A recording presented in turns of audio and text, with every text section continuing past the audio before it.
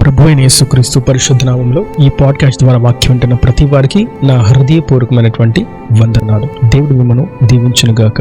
రాజుల 2వ గ్రంథము 4వ అధ్యాయము 8వ వచనం. ఒక దినమందు ఎలీషా షూనేము పట్టణమునకు పోగా అచ్చట గనురాలైన ఒక స్త్రీ భోజనమునకు రమ్మని అతని బలవంతము చేసెను. చదివిన వాక్య భాగంలో షూనేము అనేటువంటి పట్టణంలో గనురాలైన ఒక స్త్రీ ఉన్నది అన్న సంగతిని పరిశుద్ధాత్ముడు ఎత్తిపట్టి ఇక్కడ మనకు తెలియజేస్తున్నాడు. ఒక గొప్ప ప్రవక్త ఉన్నాడు, అతడి పేరు బిలాము. కానీ అతను గూర్చి సంఖ్యాకాండంలో రాయబడినటువంటి మాట ఏదనగా సోదెగాడైనటువంటి బిలాము అని రాయబడి ఉంటుంది. అతడు గొప్ప ప్రవక్త.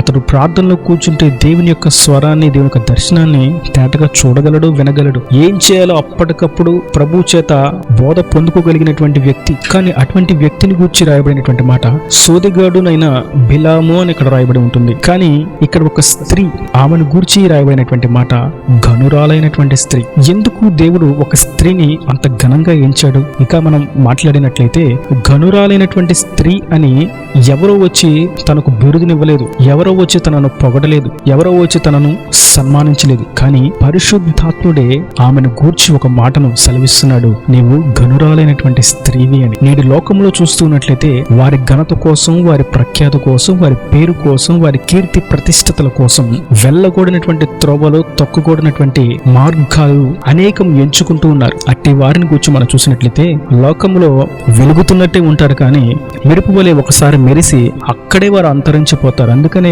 వాక్యంలో అట్టి వారిని గురించి రాయబడి ఉంటుంది, వారి సంకల్పము నాడే నశించును. అవును, మన సొంత ప్రయత్నాలతో ఎన్ని ఆలోచనలు చేసినా సంకల్పాలు స్థిరపరచబడవు.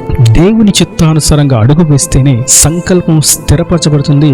మంచి సాక్ష్యము తరతరములకు నిలిచి తేజరిల్లుతూ ఉంటుంది. ఈ స్త్రీని గూర్చి కూడా అదే మనం గ్రహిస్తాము. ఆమె గూర్చి సంవత్సరములు గడుస్తూ ఉన్నప్పటికీ గనురాలైనటువంటి స్త్రీ అనే ఆమెను మనం సంబోధిస్తున్నాం, కానీ ఆమె పేరు ఏమిటి అనేది ఇప్పటికీ ఎవరికి తెలియదు. పరిశుద్ధాత్ముడు ఆమె యొక్క నామమున కంటే దేవుడు తనకిచ్చినటువంటి బిరుదునే హెచ్చించాడు, గనురాలైనటువంటి స్త్రీ అని. మనం కొంచెం ధ్యానించినట్లయితే ఆమెకు గనురాలైనటువంటి స్త్రీ అనే పేరు ఎందుకు వచ్చింది? డబ్బు ఎక్కువగా ఉండట చేత, లేంటే ధనం బాగా సంపాదించట చేత, ఆస్తిపాస్తులు ఉండట చేత, ఇంట్లో సమృద్ధిగా అన్ని ఆహార పదార్థాలు ఉండుట చేత అని చూస్తే వాటిని గూర్చి ప్రభు ఆమెను గనురాలైనటువంటి స్త్రీ అని ఎంచలేదు. అట్లా మనం యోచించినట్లయితే ఎంతో మంది ధనవంతులు ఆ కాలంలో ఉన్నారు కదా, మరి వారిని గూర్చి ప్రభు గనురాలైనటువంటి స్త్రీ అని, గనురాలైనటువంటి పురుషుడు అని ఎవరిని గూర్చి మాట్లాడలేదే. అయితే ధనమును గూర్చి ఆ బిరుదును ఇవ్వలేదు అని మనకు అర్థమవుతుంది. మరియు క్రింద కొన్ని విషయాలు మనం చూసినట్లయితే,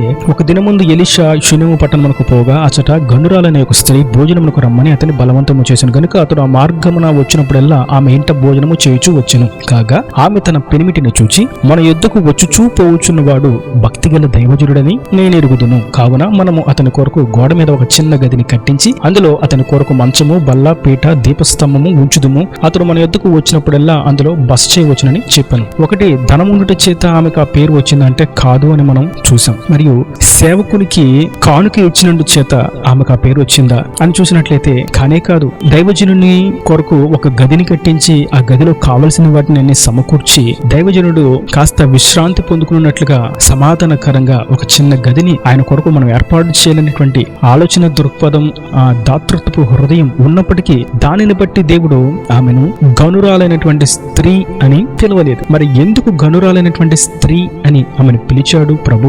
ఈమెలో ఇంకా ఎన్నో గుణ లక్షణాలు ఉన్నాయి. కష్టము, బాధ వచ్చినప్పుడు ఎవరి దగ్గరికి వెళ్లకుండా తన కుమారుడు చనిపోతే తిన్నగా ఎలీషా దగ్గరికి వెళ్ళింది, సేవకుని దగ్గరికి వెళ్ళింది. అదిగో దైవజనుడా, నా కుమారుడు మరణించాడు అని తన సమస్యను సేవకుని దగ్గర వివరించింది. పోని దీనిని బట్టి ఆమె గనురాలైనటువంటి స్త్రీగా ఎంచబడిందా అంటే కానే కాదు. మనము జాగ్రత్తగా గమనించినట్లయితే ఈ మాట ఎంతో శ్రేష్టమైనది. మరొకసారి మీకు చదివి వినిపిస్తాను. 9వ వచనం, 2వ రాజుల గ్రంథం 4వ అధ్యాయము 9వ వచనం. ఆమె తన పెనిమిటిని చూచి, తాను తన భర్త కంటే చిన్నదానను, భర్తకు నా మీద అధికారం ఉన్నది, ఆయన అధికారం లేకుండా నేనేమి చేయకూడదు అని తన స్థితిని, తన స్థాయిని గుర్తించి తన పెనిమిటి వైపు చూచి ఏది చేయాలన్నా తన భర్తకు చెప్పి చేసేటువంటి మంచి గుణగణాలు కలిగినటువంటి స్త్రీగా ఇక్కడ మనకు కనిపిస్తుంది. ఆమె అంటుంది తన పెనిమిటితో, మన యొద్దకు వచ్చుచూ పోవుచున్నవాడు భక్తిగల దైవజనుడని నేను ఎరుగుదును. నాకు అనిపిస్తుంది అలా ఉన్నాడు, నేను అనుకుంటున్నాను అని ఏమనలేదు. కానీ ఆమె ఖచ్చితంగా చెప్తుంది, మన యొద్దకు వచ్చుచూ పోచున్నటువంటి దైవజనుడు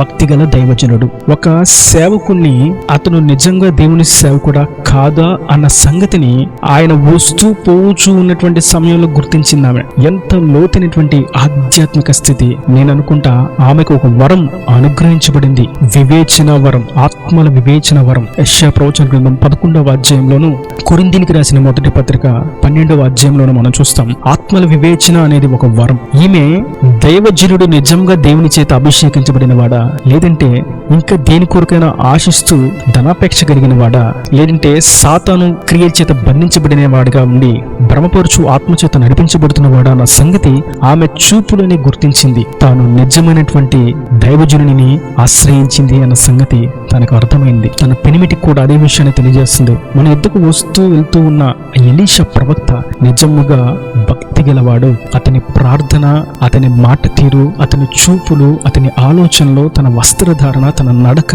తన ప్రవర్తన, తన జీవన విధానం సమస్తము కూడా దేవుడి సేవకుడికి ఉండవలసినటువంటి సంపూర్ణ గుణలక్షణాలు ఆయనలో ఉన్నాయి. అతడు మంచి దైవజనుడు అని ఎలీషా తన చూపులను గుర్తుపట్టింది. నేడు షునేము అనేటువంటి ప్రాంతంలో గనురాలైనటువంటి స్త్రీ అని ఎంచబడ్డానికి గల ముఖ్యమైన కారణం సేవకుణ్ణి గుర్తించింది.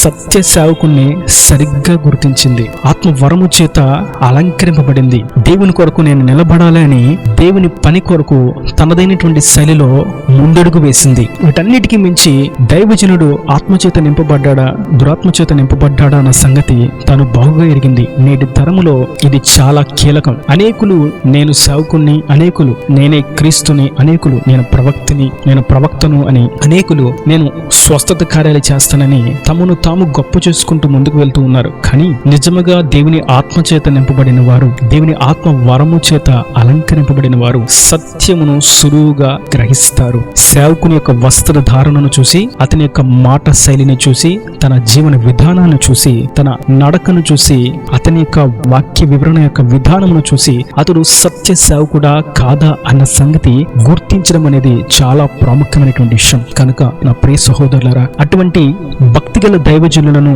మీరు గుర్తించగలుగుతున్నారా? గుర్తించడం చాలా ప్రాముఖ్యం. కేవలం ధనము కొరకు, పేరు కొరకు, ప్రఖ్యాతి కొరకు, వారి సొంత ఆలోచనల కొరకు, కుటుంబ పోషణ కొరకు, వారి పొట్టే వారి దేవుడిగా, వారి ఆకలికి వారి జీవితాన్ని దానంగా అప్పగించినట్లుగా, వారి గర్వానికి, అహంకారానికి వారి భక్తిని అమ్మి వేసుకున్నట్లుగా ఉంటున్న వారిని మీరు గుర్తించగలుగుతున్నారా? ఇస్కరియోతు యూదా దేవుణ్ణి మోసం చేద్దామని తన కడుపు కొరకు ధనాన్ని పోగు చేసుకోవడానికి సిద్ధమయ్యాడు. దేవుణ్ణి అమ్మి వేశాడు.